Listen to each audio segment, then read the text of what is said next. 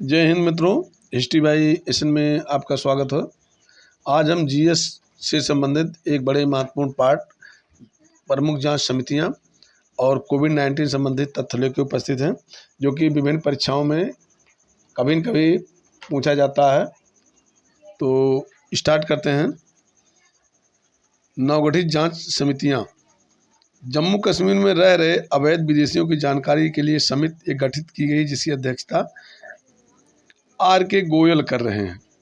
ये पूछा जा सकता है कि आर.के. गोयल समिति किस पर गठित है। तो जम्मू कश्मीर में रह रहे विदेशियों की जानकारी के लिए जो है ये गठित है समिति। मणिपुर में राहत एवं पुनर्वास कार्यों की निगरानी हेतु एक समिति गठित हुई है, जिसकी अध्यक्षता पूर्व मुख्य न्यायाधीश न्यायमूर्ति गीता मित्तल कर रही हैं। मोस्ट है, इस समितियों से एक आध सवाल तो आता ही है। मणिपुर में हिंसा की जांच के लिए गठित आयोग का नेतृत्व पूर्व मुख्य न्यायाधीश अजय लांबा कर रहे हैं। चीता परियोजना की देखरेख के लिए गठित समिति की अध्यक्षता ग्लोबल टाइगर फोरम के महासचिव राजेश गोपाल कर रहे हैं। ए.आर. दवे समिति ये किस लिए गठित हुई है? अखिल भारतीय फुटबॉल महासंघ मामलों के निगरानी हेतु ये गठित हुई है। आगे है प्रदीप नंदराजोग समिति डिफाल्टरों से पैसे की वसूली हेतु ये गठित हुई है। प्रधानमंत्री के पंजाब दौरे के दौरान सुरक्षा चौकियों की जांच के लिए समिति गठित अध्यक्षता, जिसकी अध्यक्षता कौन कर रहे हैं? जस्टिस इंदु मल्होत्रा, ये हाई कोर्ट के सुप्रीम कोर्ट के जज हैं। और सुधीर कुमार सक्सेना। लखीमपुर खीरी घटना की जांच हेतु समिति अध्यक्षता जिसके कर रहे हैं प्रदीप श्रीवास्तव कर रहे हैं। डीटीसी बस खरीद प्रक्रिया की जांच हेतु समिति यानी दिल्ली ट्रांसपोर्ट कॉर्पोरेशन बस खरीद प्रक्रिया की जांच हेतु समिति गठित हुई है, जिसकी अध्यक्षता ओपी अग्रवाल कर रहे हैं। लद्दाख की भाषा, संस्कृति और भूमि के संरक्षण हेतु एक समिति गठित की गई है, जिसकी अध्यक्षता केंद्रीय गृह मंत्री जी किशन रेड्डी कर रहे हैं। नेताजी सुभाष चंद्र बोस की 125वीं जयंती हेतु समिति गठित हुई है, जिसकी अध्यक्षता पीएम मोदी कर रहे हैं। स्वतंत्रता की 75वीं वर्षगांठ मनाने हेतु एक समिति गठित हुई है, जिसकी अध्यक्षता प्रधानमंत्री मोदी कर रहे हैं। टीआरपी टेलीविजन रेटिंग पॉइंट आकलन हेतु एक समिति गठित हुई है, जिसकी अध्यक्षता शेखर वेम्पति कर रहे हैं। शहरी नियोजन शिक्षा प्रणाली में सुधार हेतु समिति गठित हुई है, जिसकी अध्यक्षता राजीव कुमार कर रहे हैं। तनावग्रस्त संपत्तियों पर विशेषज्ञ समिति अध्यक्षता केबी कामत कर रहे हैं। स्वतंत्रता सेनानियों के कल्याण के लिए एक पैनल गठित किया गया है, जिसकी अध्यक्षता जी किशन रेड्डी कर रहे हैं। इसको जानते रहिए। पराली जलाने पर रोक संबंधी समिति अध्यक्षता मदन बी लोकुर कर रहे हैं, ये भी न्यायाधीश रह चुके हैं। कोविड-19 वैक्सीन हेतु गठित अधिकार पैनल का अध्यक्षता कौन कर रहे हैं? आर.एस. शर्मा कर रहे हैं। अजय भल्ला कमेटी समिति भारत आने वाले चीनी निवेशों के परीक्षण हेतु ये गठित हुई है, अजय भल्ला समिति। ये पूछा जा सकता है कि अजय भल्ला समिति किससे संबंधित है? तो चीन से जो निवेश आ रहे हैं उसके परीक्षण के लिए गठित है। राष्ट्रीय खेल पुरस्कार 2020 चयन समिति की अध्यक्षता कौन कर रहे हैं? मुकुंदकम शर्मा कर रहे हैं। मानव अधिकारों पर कोविड-19 प्रभाव का अध्ययन करने हेतु विशेषज्ञ समिति की अध्यक्षता कौन कर रहे हैं? Doctor KS. रेड्डी कर रहे हैं। मोस्ट है डॉक्टर बी.एस. चौहान समिति, ये विकास दुबे प्रकरण की न्यायिक जांच हेतु विकास दुबे जो कि कानपुर के जो है एक व्यक्ति थे, जिनको जो है मार दिए थे पुलिस वाले, जो है गाड़ी पलटवा दिए थे, उसी की जांच के लिए डॉक्टर बी.एस. चौहान की एक समिति गठित हुई थी विकास दुबे प्रकरण की न्यायिक जांच हेतु। ड्रग रेगुलेटरी सिस्टम सुधार समिति, जिसकी अध्यक्षता करें राजेश भूषण। राष्ट्रीय शिक्षा नीति 2020 अध्यक्षता डॉक्टर के कस्तूरी रंगन। मोस्ट है EGOM मंत्रियों का समूह गठित है। आयुध निर्माणी बोर्ड के निगमीकरण की निगरानी हेतु अध्यक्षता राजनाथ सिंह इसकी कर रहे हैं। SCL दास समिति असम में ऑयल इंडिया लिमिटेड के एक कुएं में हुए विस्फोट की जांच के लिए ये गठित हुई है, SCL समिति।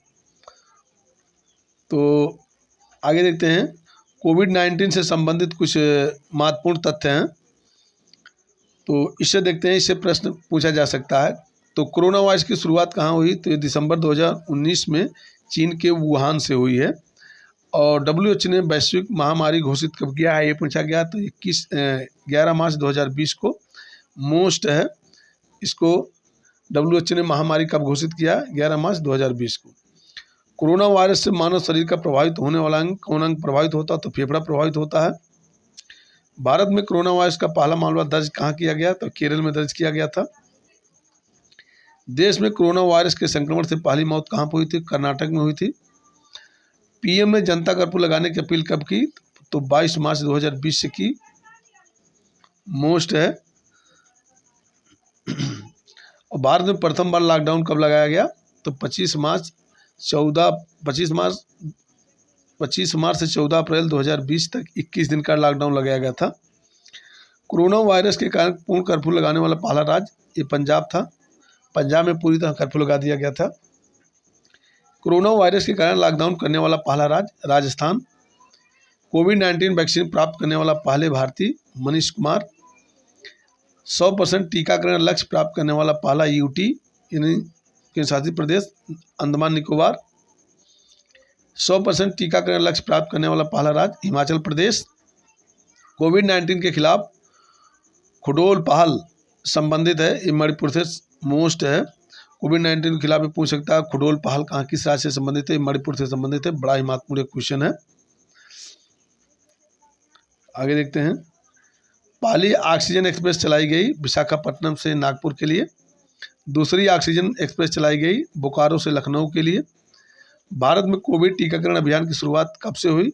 तो 16 जनवरी 2021 से इसका शुरुआत हुआ है। टीकाकरण उत्सव मनाया गया 11 अप्रैल से 14 अप्रैल 2021 के मध्य। और कोविड-19 और संयुक्त टीका विकसित करने वाला पहला देश कौन था? क्यूबा था। कोविड-19 से संक्रमण पहले प्रधानमंत्री बोरिस जॉनसन, ये ब्रिटेन के प्रधानमंत्री थे जो कोविड से संक्रमित हुए थे। आगे देखते हैं, 100% टीकाकरण लक्ष्य प्राप्त करने वाला पहला गांव बयान गांव, ये जम्मू कश्मीर में पड़ता है। 100% टीकाकरण लक्ष्य प्राप्त करने वाला पहला शहर भुवनेश्वर है। कोविड-19 से मुक्त होने वाला पहला यूरोपीय देश कौन बना? ये स्लोवेनिया बना है। अब आगे हम देखते हैं, कोविड टीकाकरण, भारत का कोविड टीकाकरण अभियान कब से कब चला? किन किन उम्र के लोगों को कब कब ये अभियान चला है? तो इससे संबंधित देखते हैं। भारत का कोविड टीकाकरण अभियान विभिन्न चरण है और शुरुआत कब से हुई है और उम्र कितनी थी?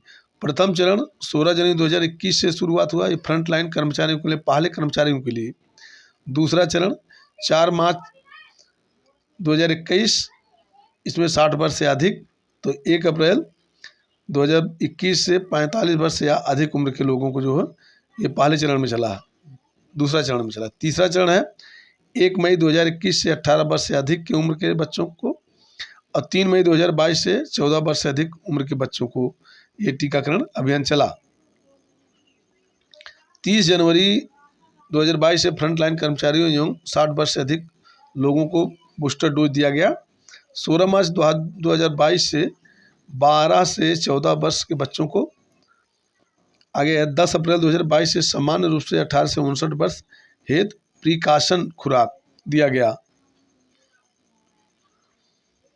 और 26 अप्रैल 2022 से 6 से 12 वर्ष के बच्चों को जो है टीकाकरण किया गया। अब हम देखते हैं, भारत सरकार ने जो महिला आरक्षण विधेयक पेश किया है उसका नाम नारी शक्ति बंधन अधिनियम 2023 रखा है। नारी शक्ति बंधन अधिनियम, जिसे महिला आरक्षण विधेयक 2023 के नाम से जाना जाता है, 128वां संविधान संशोधन विधेयक 2023। ये पूछा जा सकता है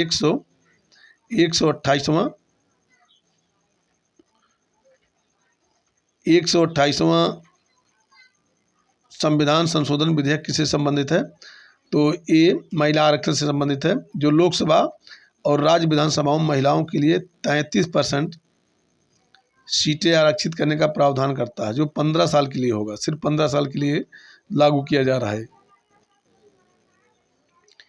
इस विधेयक को केंद्रीय कानून मंत्री अर्जुन राम मेघवाल ने लोकसभा में पेश किया, जिसे 20 सितंबर को लोकसभा से और 21 सितंबर 2023 को राज्यसभा से सर्वसम्मत से पारित कर दिया गया।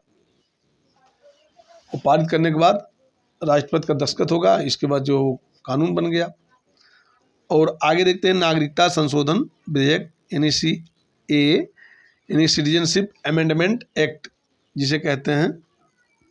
तो इससे संबंधित देखते हैं नागरिकता संशोधन बिल NACA यानी सिटीजनशिप अमेंडमेंट एक्ट 2019 लोकसभा से 9 दिसंबर 2019 को तथा राज्यसभा से 11 दिसंबर 2019 को पारित किया गया। इसके तहत भारतीय नागरिकता अधिनियम 1955 में संशोधन किया गया और 12 दिसंबर 2019 को राष्ट्रपति के हस्ताक्षर के बाद कानून बन गया। मोस्ट है। और आगे देखते हैं, एक सवाल है, संयुक्त राष्ट्र सुरक्षा परिषद के 5 स्थायी सदस्य कौन कौन से बने हैं? अल्जीरिया है, गुयाना है, दक्षिण कोरिया, सीरा लियोन और स्लोवेनिया। ये स्लोवेनिया बने हैं 5 देश जो है संयुक्त राष्ट्र सुरक्षा परिषद के अस्थायी सदस्य हैं। और नई शिक्षा नीति से संबंधित कुछ हम देख लेते हैं। नई शिक्षा नीति की घोषणा 34 वर्ष बाद 29 जुलाई 2020 को की गई। यह के कस्तूरी रंगन की अध्यक्षता वाली समिति की रिपोर्ट पर आधारित है। तो ये पूछा जा सकता है कि नई शिक्षा नीति 2020 किसकी अध्यक्षता में गठित हुई? तो के कस्तूरी रंगन की अध्यक्षता में गठित हुई है, जो कि 34 वर्ष बाद 34 साल पहले एक कमेटी गठित हुई थी, जो कि शिक्षा नीति जो वर्तमान में चल रही है उसके तहत। नई शिक्षा नीति के तहत वर्तमान में सक्रिय 10+2 के मॉडल शैक्षिक मॉडल के साथ शैक्षिक मॉडल के स्थान पर 5+3+3+4 मॉडल लागू करने की बात कही गई है। नई शिक्षा नीति लागू करने वाला देश का पहला राज्य उत्तराखंड है। मोस्ट है।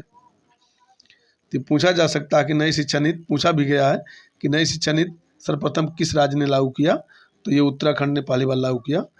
धारा 370 और 35A को समाप्त करने से संबंधित कुछ हम जान लेते हैं। 11 अगस्त 2019 को जम्मू कश्मीर राज्य का विशेष दर्जा समाप्त कर धारा 370 और 35A को हटा दिया गया है। जम्मू कश्मीर राज्य 2 केंद्र शासित प्रदेश जम्मू कश्मीर एवं लद्दाख के रूप में 31 अक्टूबर 2019 को अस्तित्व में आ गया। इससे जो है उसका विशेष राज्य का दर्जा खत्म हो गया। अब UT के रूप में इसका नामकरण हो गया। आगे नीति आयोग से संबंधित कुछ देख लेते हैं। नीति आयोग का गठन 1 जनवरी 2015 को किया गया। नीति का फुल फॉर्म है national institute for transforming India. NITI Aayog का अध्यक्ष प्रधानमंत्री होता है और नीति आयोग के प्रथम उपाध्यक्ष अरविंद पानगड़िया थे। आगे देख लेते हैं GST से संबंधित, goods and service tax. Bharat में GST लागू हुई 1 जुलाई 2017 से। GST दिवस 1 जुलाई को मनाया जाता है। GST का पूर्ण रूप है गुड्स एंड सर्विस टैक्स, वस्तु और सेवा कर हिंदी में से कहते हैं। और 101वां संविधान संशोधन के तहत भारत में GST लागू किया गया। GST पंजीकरण संख्या में कुल 15 डिजिट होते हैं। धन्यवाद मित्रों। इस वीडियो को आप देख लेंगे तो मैं समझता हूँ एक भी प्रश्न आपका GS से इससे संबंधित मिस नहीं होगा। धन्यवाद।